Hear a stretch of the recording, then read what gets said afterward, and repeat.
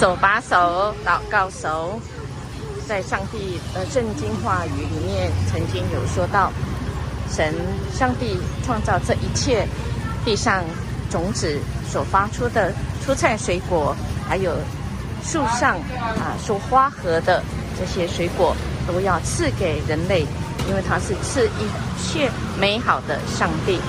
英年牧师最喜欢的就是吃水果。我曾经在国中的时候帮整个工厂买午餐的时候，我把当时候一餐200元，几乎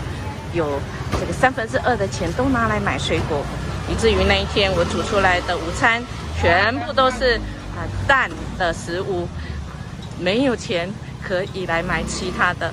那一次给我的经验就是知道人真的是欲望有时候是很奇妙的哦我们需要靠主才有办法来控制自己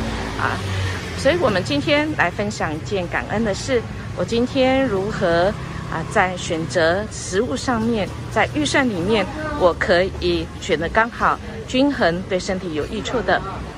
我要一个带导的事情哦，就是在有限的预算里，我怎么样子有上帝的智慧，我知道不是只有这个满足口欲或身体的欲望，而是知道怎么样对身体是好的呢。我们也分享家庭当中跟吃有关的有趣的事情，跟记忆深刻的事哦。手牵手，祈祷的手。